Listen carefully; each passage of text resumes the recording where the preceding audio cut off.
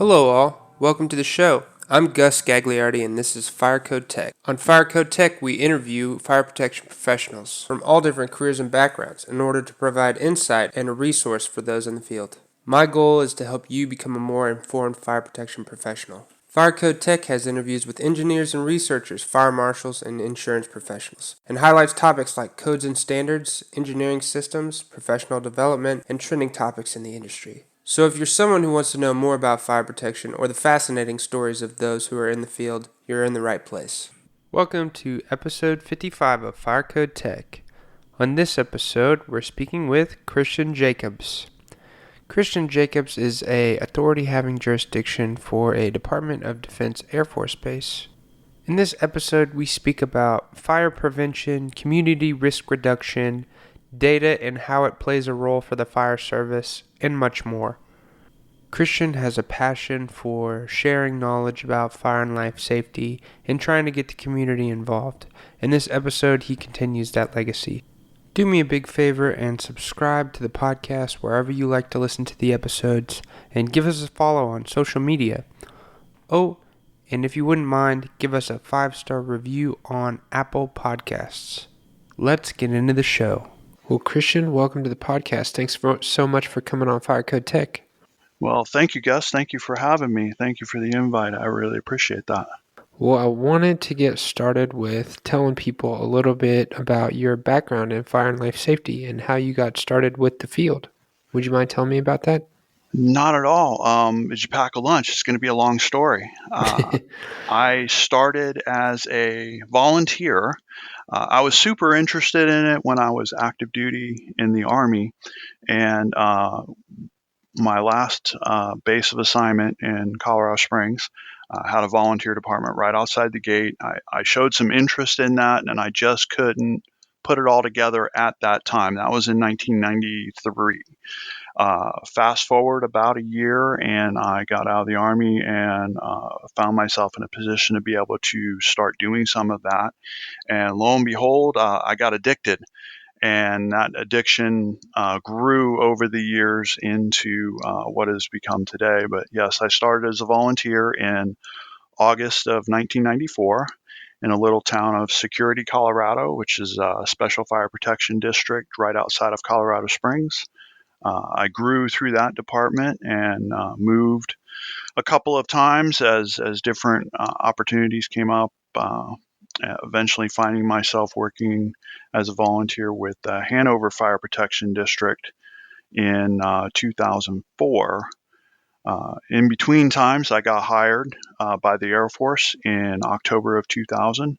I started out as a dispatcher and worked my way through the Department of Defense system, eventually becoming an engineer in 2001, and moved around quite a bit. One of the luxuries of being a military affiliated person in the Colorado Springs area is there are a lot of military installations right there. I originally was hired at Schriever Air Force Base, which is right outside of Colorado Springs. I went from there to the Pueblo Chemical Depot outside of Pueblo, Colorado, for about 2.5 years. Was very fortunate to be picked up by Chief Ernst Piercy at the Air Force Academy, and I worked at the Air Force Academy Fire Department for about 5 years. Went from there and started my prevention career at Langley Air Force Base out in Virginia in 2009. I got picked up by Chief P.J. Pettyjohn doing fire prevention and inspection code enforcement. That eventually evolved into accreditation with the Center of Public Safety Excellence, and a lot of fire prevention education, a lot of code enforcement, a lot of plans review, life safety code. All of those things came together, and life, as it were, would happen. And so I had a significant life challenge occur in 2012, separated from my then wife, and found myself wanting to be with my current wife here in Fort Wayne, Indiana, and started looking at installations that were in the area, and got lucky enough to be transferred to Grissom Air Reserve Base, which is where I'm at now, here in Indiana, and I am the chief of fire prevention there. Oh, very nice. Well, it sounds like that you have had a wealth of knowledge and positions in the fire service industry and have really seen a wide variety of different positions, all the way from dispatcher to chief of fire prevention. So that's pretty interesting to hear about. Your journey so far has been diverse.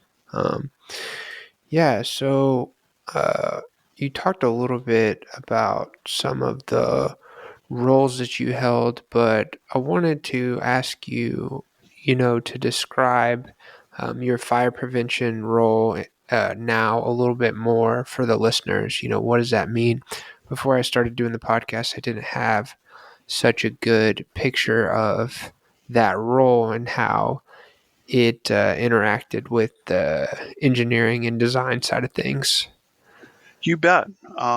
So, as prevention chief in the Air Force, the Air Force has three, when it comes to Air Force fire protection, the Air Force has three main foci within the department. Now it's four. Originally it was three.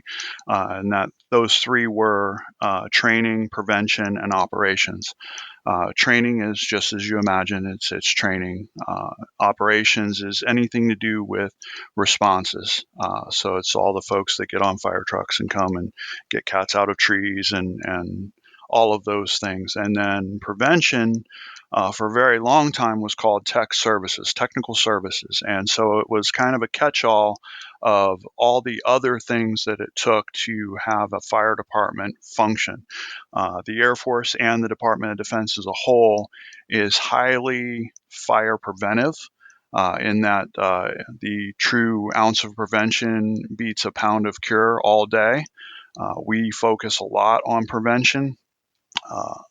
And so my role in that, I manage the hot work permit program in some installations. They manage the confined space entry permit program. I also handle all of the scheduling of inspections, plans reviews, for both new construction and for existing modifications, building modifications, modifications to occupancies, and all of those things collectively fall into my realm. To finish out the story, that fourth thing that they've added lately has been health and safety. It's been a focus of the Air Force Fire and Emergency Services, as well as the Department of Defense Fire and Emergency Services for a few years now. And so we're starting to see more health and safety chiefs appear throughout the system. I see. I see. So what is health and safety? How is that different from the traditional role of the fire prevention officer or chief? So health and safety manages a lot of our work comp challenges, injuries on the job that we have inside the department. They also, depending on the agency, and it's totally up to the fire chief what kind of things that they get assigned with, but a lot of them do the management of our annual air pack testing. A lot of them do the management of our annual physical testing that we have to do every year. Every year I go through a occupational health physical, just to make sure that I'm still good to go for performing the job. Even in my current role, I still complete that annual OC health physical.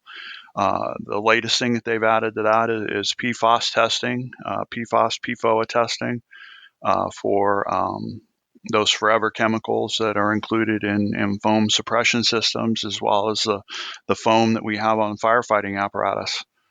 Exposure to that does increase your PFOS, PFOA blood levels, and we test for that now to keep track of it. On the prevention side, it's making sure that my guys are taken care of as far as health and safety goes, and just making sure that they're still capable both mentally and physically, to still do the job. Gotcha. And you might have mentioned this, but I think we've talked about it in our conversations leading up to the interview. But you also are involved with kind of the um, review of preliminary and final acceptance testings and plan review to some extent in your role now. Did you speak up about that? I apologize. Yes, sir. In my role, I do a life safety, fire alarm, fire suppression systems plan reviews. I'm a certified plan reviewer. Uh, it's one of the things that's required as part of my job is to be a certified plans reviewer. And so I'm looking at occupancy types, occupancy loads, travel distance, number of exits, appropriate signage, um, all of those things side by side with fire alarm mass notification systems, not only on the design side but as well as on the acceptance testing side, and as well as the suppression system. So we'll go out on the plans review side. We'll review the specification sheets that are submitted by the contractors and designers to ensure that the equipment they're using is going to be acceptable. Most of it really just needs to be listed for use. And so on that side of it, then we'll review the drawings. And then when we finally build the building, we'll go out to the building and walk the building with the plans and make sure that it's the plans reflect the as-built environment, and then test all of those things to validate that it's been built and performs according to design. Very nice. Yes, that's I appreciate that explanation of, your role and kind of how you interact with the design and, what kind of scope that you use for your review of the documents. Yeah, that was a succinct description. But, you mentioned we were talking a little bit off air about the pandemic and how that, kind of was difficult to organize, a variety of community events and, trying to encourage engagement with the public with fire and life safety. But yeah, I'd love to hear and for the listeners to hear about how the pandemic changed, your role and, some of your approaches in community involvement and community risk reduction. Maybe we could get into that a little bit. You bet. Um, so the pandemic changed everything. I mean, to put it in a nutshell, the pandemic changed everything. And I know I'm not the only one to say that. And I know I'm not the only one that was impacted by it, but it indeed changed everything. Um, at one point, we were looking at doing remote inspections, having facility managers walk through on the various video casting platforms and transmitting that walkthrough to us while we sat in the office and watched the video as part of the inspection practice. So we never got to that point, but I know of places that did, as a way of keeping folks from spreading that disease from one person to another. The public education piece of it changed drastically. And I know I'm not the only one to say that as well. But it really forced us into increasing our social media presence. I don't have much of a social media presence as far as fire prevention and education goes, but I know of other agencies that do, and they really stepped up their social media presence, not only in increasing the amounts of information that they were posting, but they were also including video tours of their stations, which was something I was considering doing, but just never got there. There's a lot of work, just like with this podcast. There's a lot of behind the scenes work that has to take place. I have no doubt that there's probably 10 minutes of work for every minute that you post on the podcast. And that translates to video presentations that you put out on social media and all of those things. one of the things that I'm going to try again this year to do is to host a ride along, if you will, on for Fire Prevention Week. And what we planned on doing is having folks come out to the station. We'll give them a quick tour and put them in one of our crash rescue fire trucks and take them over to our training area and introduce them to our aircraft mock-up. And we do live fire burns on that mock-up several times a year, and we were going to have them operate the turret on one of our aircraft rescue crash trucks and put out fire. It's one of the safest ways that they could do it. They get the experience of being able to do that, and then they go back and talk to their friends about how good of a time they had with it. And it's one more avenue outside the box of being able to spread that fire prevention message. Yeah, I think that's a great idea. It sounds like it would really drive engagement and involvement and interest in fire and life safety as something that I'm constantly talking about with peers is how do we, I think even the fire service has a bit more visibility than some areas of fire and life safety, like the engineering and design side of things are relatively obscure. So I think that's a great idea. I would have been riveted to be involved with that. I mean, I still would, but definitely as a kid or somebody who was interested in the fire service. But that sounds like a really interesting and cool event. Yeah, I'm really hopeful that it really takes off this year. I haven't been very successful with the last few years because of the pandemic, but I'm really hopeful that it really just grows its own wings this year. I got the idea from a live fire demonstration that I used to do when I was at Langley. At Langley, I had a big problem of home kitchen fires.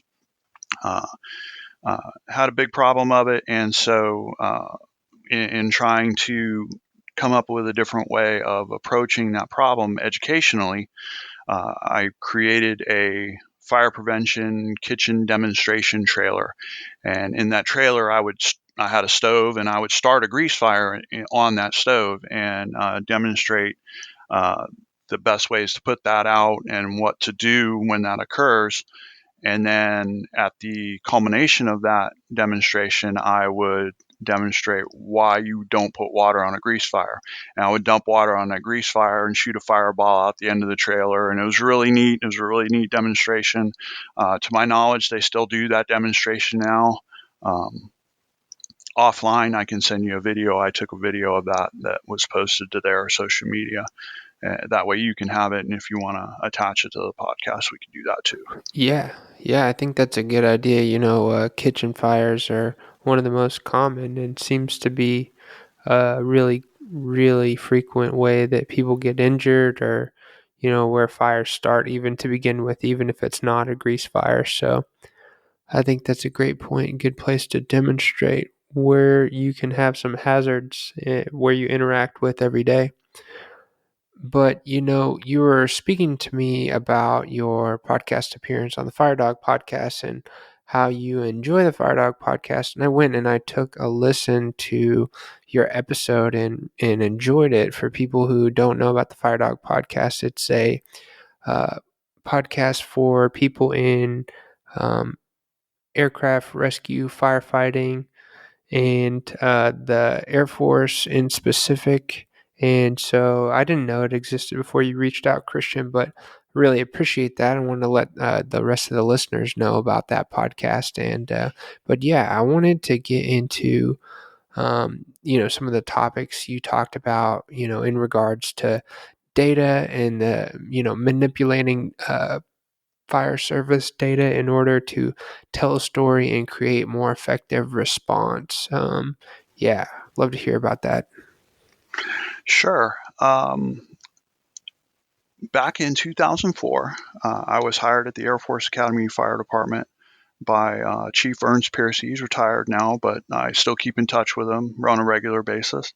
And one of the things that he introduced me to was the process of accreditation. And having an accredited fire department is a big deal. It's very similar to the commission approval process for hospital systems. An accredited fire department is it's not different from the ISO ratings that are given to fire departments across the country, which your home insurance rate is based upon your ISO rating for the fire department in your area. An accredited department implies that that department has gone through a process of document review and has had a site team come and visit that department to verify and validate that they're doing all these things. I believe the current number of performance indicators on accreditation is about 250. I'm a site team peer assessor, so I go out and I look at other fire departments. In fact, I've got to go out next month and do one and verify and validate that all of these things are taking place. A major portion of that is the collection of data on fire department responses. And so those fire department responses are measured, and agencies will take that measurement and compare it to themselves on terms of baseline and benchmark performance. And so what you're looking at for response times is, are you doing better or worse than what your established standard is? For the Department of Defense, this is a standardized response in that for most of our responses, we have 7 minutes or less to put a first apparatus on scene. And within that 7 minutes, we get 1 whole minute to do call processing. So someone calls 911 and the exchange of information of what kind of emergency it is, where the emergency is located, any other specific information about the emergency, all of those things are communicated in that 60 seconds or less. From there, the dispatcher sends us on the emergency, and that's what we call a turnout time.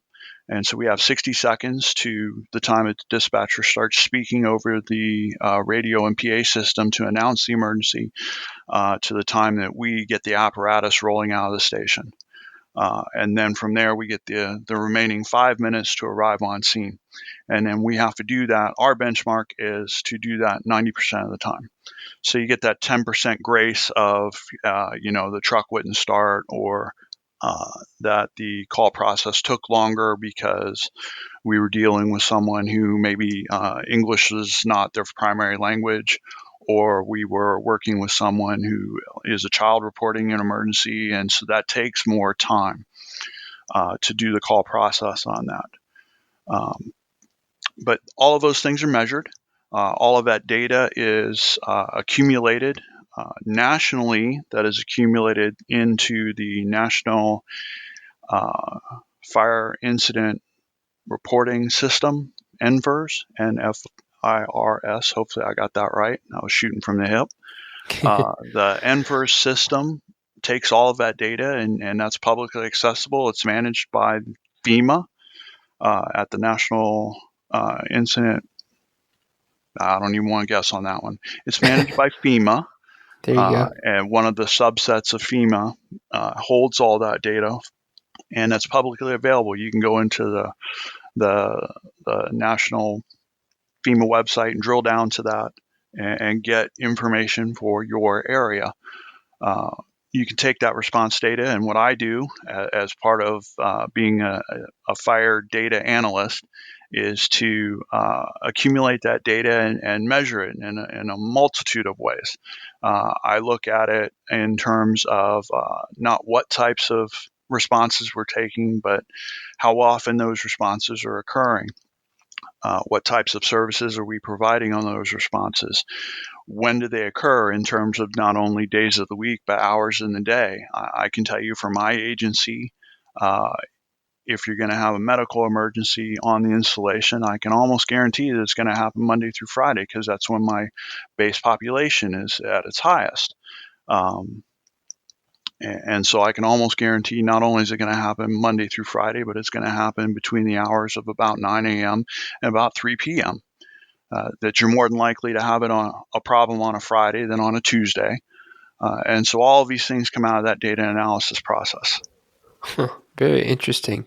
And so when you have this data set, I know I heard you talking about using Excel to kind of manipulate and process this data, but how are you, manipulating and displaying and analyzing this data?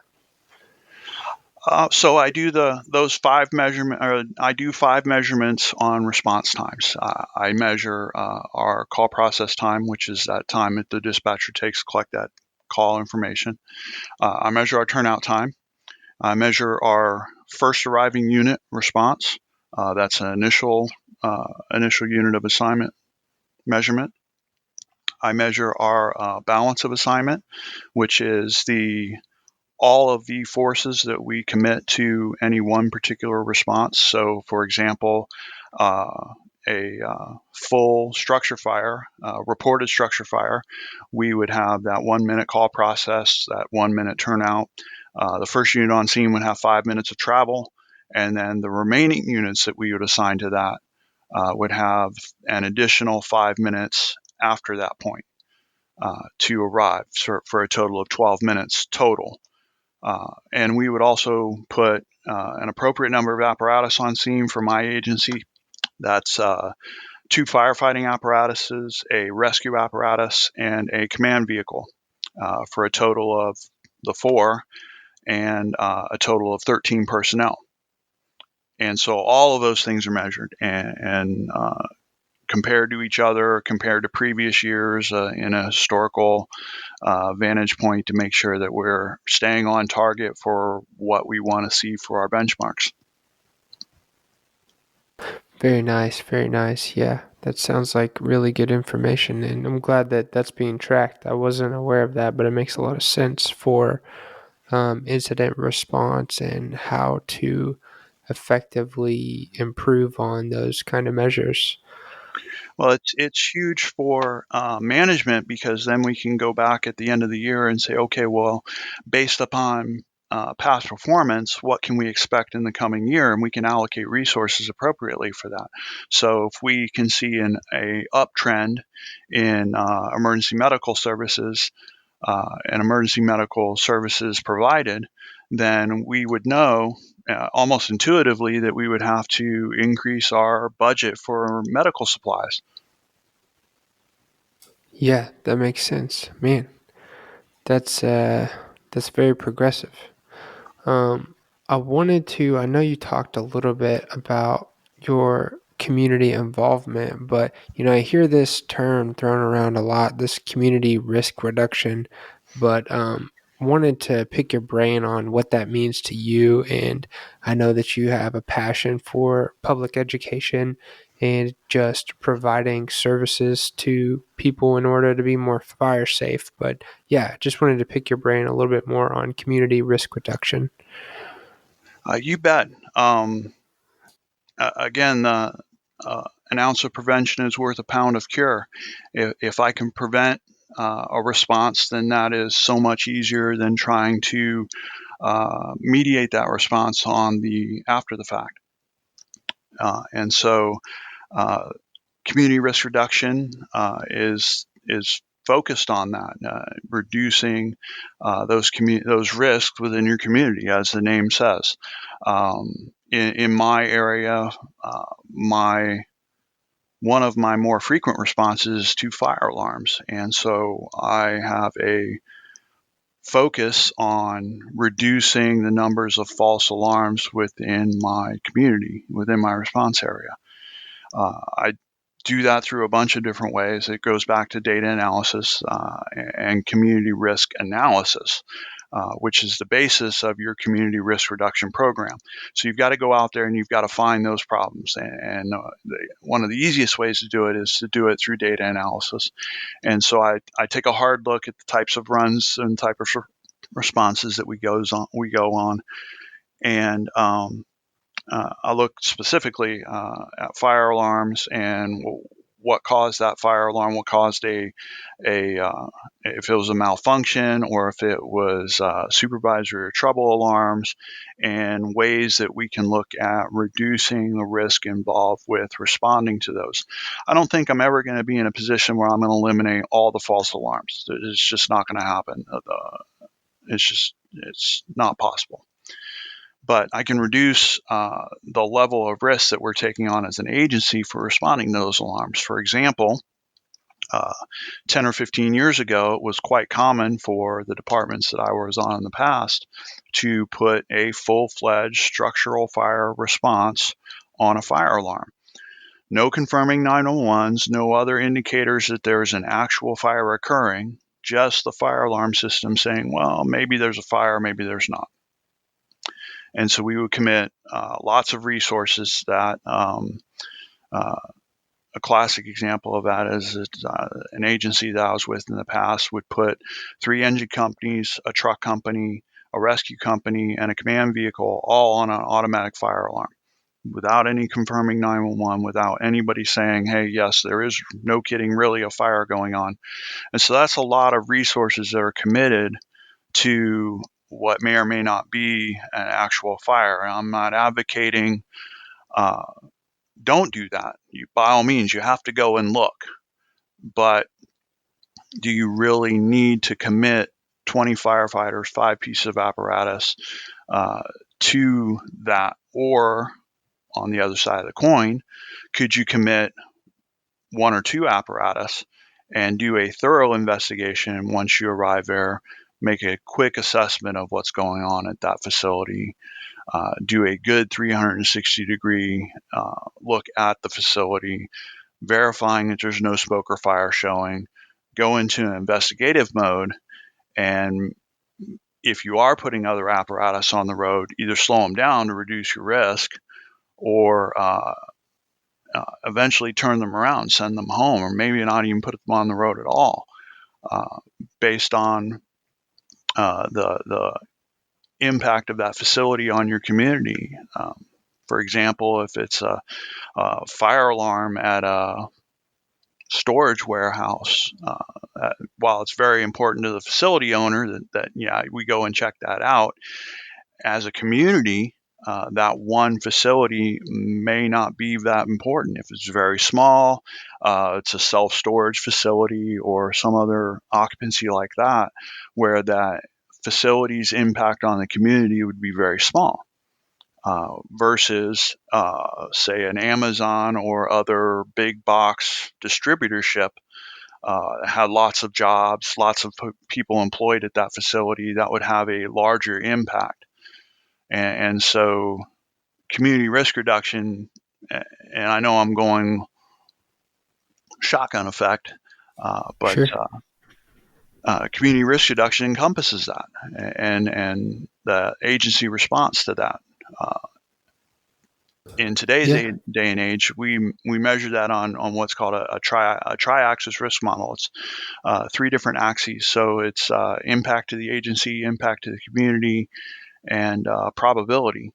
And so the probability, yeah, that's based on historical responses. Got that.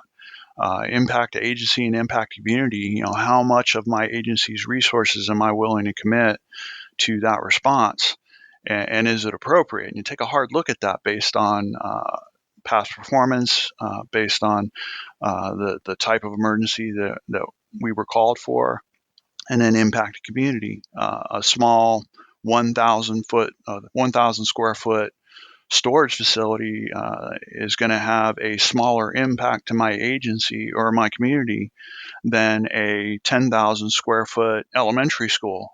If it's the only elementary school in my community, that losing that facility that's going to be a huge impact. And so the impact community has to be sussed. Interesting. Yes, I didn't think about, you frequently see signs online for cities and municipalities about nuisance alarms and fees associated with that, but, it really brings to light the nature of how misattributing these resources can, put the community at risk. And so I appreciate you talking about that a bit. I've not thought about that aspect of community risk reduction and that facet of how we can be more analytical and discreet about how we allocate these public resources.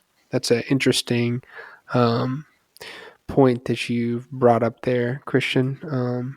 I like that. Well, one of the things that I'm charged with is managing the public dollar, and for me to allocate a great deal of resources is something that may or may not need that many resources allocated to it each and every time, regardless of the type of response that we're going on. It just doesn't make any sense to do that. It makes more sense to allocate an appropriate amount of resources based on historical performance and based on historical responses to that facility and the impact of that facility on the community, to make a wiser investment and then gain a better return on that investment ultimately. Yep, yep, that makes sense. That makes sense. Being a steward of the public monies, um, I can appreciate that. Yep, even on the private side or commercial world, I mean, it's always somebody's dollar, and understanding the balance between fire and life safety and the unavoidable cost implications of every decision that you make. So, um, yeah, I think that's pretty neat. But I wanted to ask you about your work as a teacher and teaching fire and life safety and your classes that you've been involved with. Would you tell me about some of the courses that you have taught and the course that you're teaching now? Sure. I got my start teaching part-time, just on my off-duty days, at my local community college. At the time, I was stationed in Colorado, and I taught for the Pikes Peak Community College, which is part of the Colorado Community College system. There, they have a fire science program. It's an associate's degree program, um, geared toward fire science and fire science management. I believe they do a fire science technology program now as well, and as well as emergency management. But at the time that I was teaching for them, I was doing certification testing. That's how I got started. I started as a person doing certification testing for them for firefighter 1, firefighter 2, hazmat awareness, hazmat operations. That eventually grew into doing certification testing for driver operator, for doing instructor 1 certifications, and all of those associated certifications with their program. It was the vision at the time was for us to have a program where you could come and get your degree, and that degree would come hand in hand with professional certifications recognized in more than just the state of Colorado. At the time, those are IFSAC accredited certifications, and they were good in about 25 or 30 different states. So even if you moved out of the area, those would be universally accepted. IFSAC is one of the two major certification oversight bodies. Professional qualifications, so what some people call a pro board, is the other one. They provide oversight on educational certification offerings throughout the country. And so it's a big deal for me to teach to that standard, what is now referred to as the FESI standard. And don't ask me to tell you what the abbreviation stands for, but it's a universal, FESI is a universal, universally accepted standard that's taught for fire and emergency services. That educational opportunity that I had to teach for Pikes Peak eventually grew into teaching online. The online demand right now for college education is huge. Catalyst was the pandemic, taking traditional brick and mortar institution and transitioning to an online environment was huge. Uh, I teach for, today still, I teach for my local community college here in Indiana, the Ivy Tech Community College system. It's a statewide system across Indiana. I want to say we have about 15 campuses, plus the online environment. And I teach building construction for them. And I also teach for Embry-Riddle Aeronautical University. Their home base is down in Daytona Beach, Florida, but they have a huge online presence. They've had a huge online presence for several years, several different programs. Everybody knows them for their flight program, and that's a cool program. And at one point, that was a program that I wanted to get into. I have an uncle who is a graduate. He got his helicopter pilot's license through that, served in the Army years ago. He's an Embry-Riddle grad. My niece, his granddaughter, is attending there right now. And so I have a lot of family ties to Embry-Riddle. The Very opportunity cool. came for me to teach for them and in an online environment. And so that was perfect because I don't want to move. I'm in my retirement home, in my forever home with my forever wife now. And so I didn't want to move. So that's a huge thing for me. And so that was a big plus when they recruited me into their system. They originally brought me in to do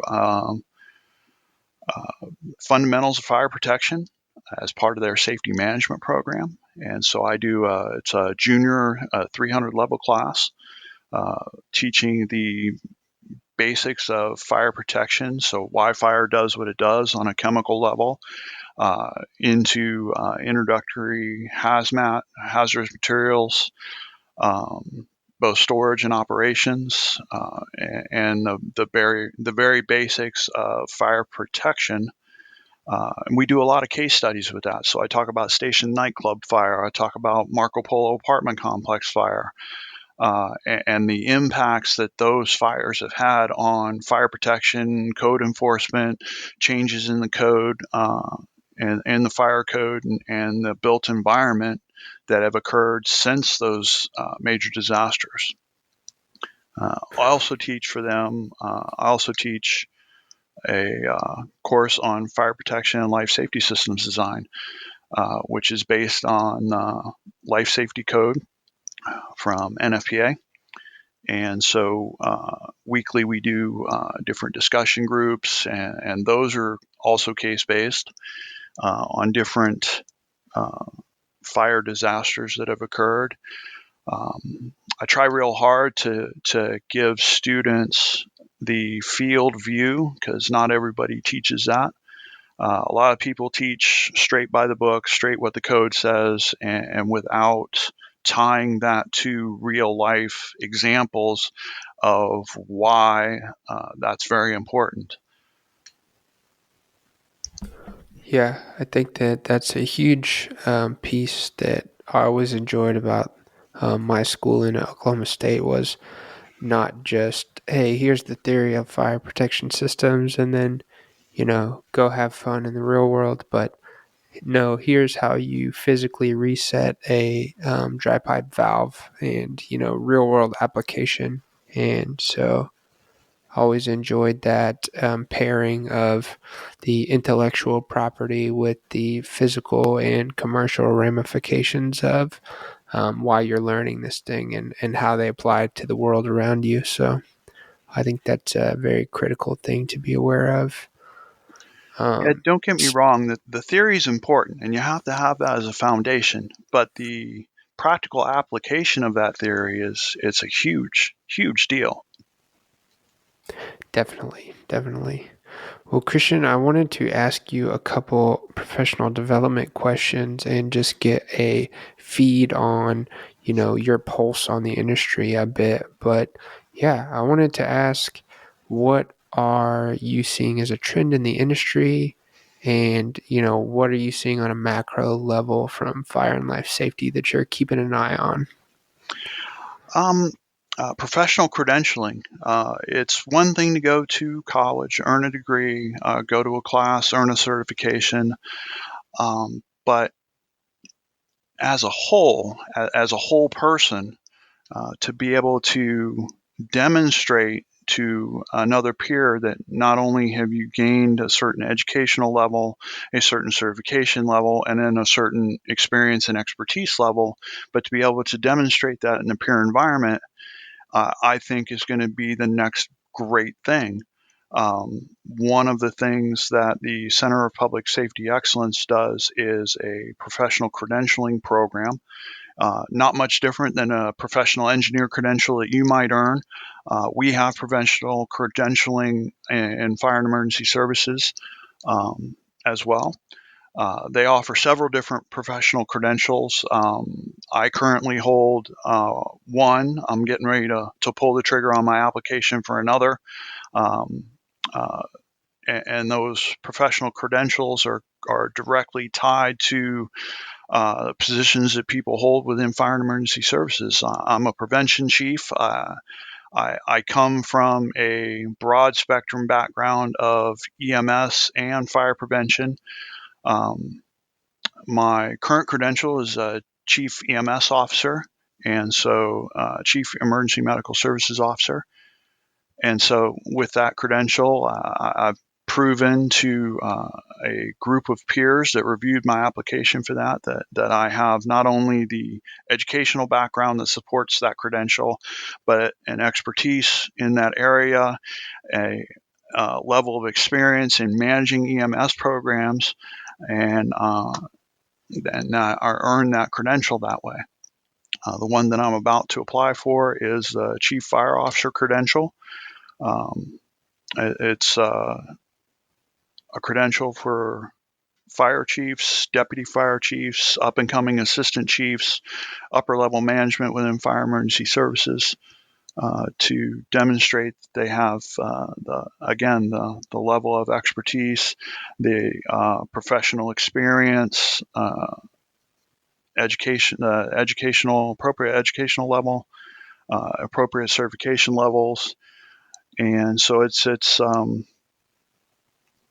a broad spectrum look at the individual, and it's not much different than a whole building design guide that we do for buildings. It's a whole person design, if you would, on